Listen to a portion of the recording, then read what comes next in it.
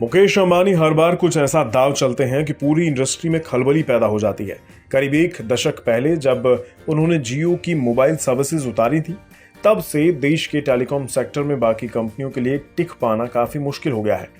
अब एक बार फिर से मुकेश अंबानी ने एक बड़ा दांव चल दिया है। जियो ने महज 999 रुपए में 4G फोन उतार दिया है, जिसमें बेहतरीन फीचर्स दिए गए हैं। इस फोन के आने के साथ ही देश के टेलीकॉम सेक्टर में बाकी कंपनियों की सेहत फिर से गड़बड़ा सकती है। यानी इस सेक्टर की कंपनियां भारती एयरटेल, वोडाफोन आइडिया और BSNL तीनों के लिए एक बड़ा खतरा ये पैदा हो सकता है। ब्रोकरेज हाउसेस को लगता है कि जियो के इस कदम से टेलीकॉम मार्केट में खलबली पैदा हो सकती है और बाजार में एक बार फिर से गला काट प्रतिस्पर्धा का दौर वापस आ सकता है।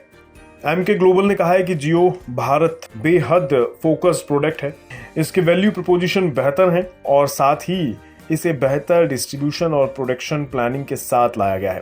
ब्रोकरेज हाउसेस ने कहा है कि हमारा मानना है कि अगर सप्लाई चेन या प्रोडक्ट परफॉर्मेंस दिक्कतें ना हो तो जियो भारत फिर से 10 करोड़ सब्सक्राइबर्स का आंकड़ा पार कर सकता है। 2022 से 23 की आखिरी तिमाही के अंत तक VI और एयरटेल के 10.3 करोड़ और 11.1 करोड़ 2G सब्सक्राइबर थे और अगर इसका 40% हिस्सा भी जियो भारत पर शिफ्ट हो जाता है तो वोडाफोन आइडिया और एयरटेल के मोबाइल रेवेन्यू 11% से 8% तक नीचे आ सकते हैं। साथ ही इनके मोबाइल एबिटा पर भी 19% और 11% का असर दिखाई दे सकता है। इससे एयरटेल का कंसोलिडेट एबिटा 6% नीचे आ सकता है। असल में रिलायंस जियो ने अपने जियो भारत 4G फोन के जरिए देश की बड़ी आबादी को 2G से 4G पर शिफ्ट करने की बड़ी योजना बनाई है। MK की रिपोर्ट में कहा गया है कि जियो भारत की लॉन्चिंग से टैरिफ बढ़ाने के प्लान और आगे के लिए टाले जा सकते हैं। कोटक इंस्टीट्यूशनल इक्विटीज ने अपनी रिपोर्ट में कहा है कि भारतीय एयरटेल के सब्सक्राइबर्स में 30% ऐसे हैं जो कि नॉन डेटा सब्सक्राइबर्स हैं, लेकिन इनका रेवेन्यू योगदान 15 से 17% जितने कम लेवल पर रह सकता है। कोटक ने कहा है कि एयरटेल ने हाल के दौर में अपने सब्सक्राइबर मिक्स के प्रीमियमाइजेशन पर जोर दिया है। ब्रोकरेज ने कहा है कि उसे नहीं लगता कि भारतीय एयरटेल एंट्री लेवल पर कीमतों में की गई बढ़ोतरी को वापस नहीं लेगी, भले ही उसके निचले लेवल के यूजर्स में से कुछ कंपनी को छोड़कर चले जाएं।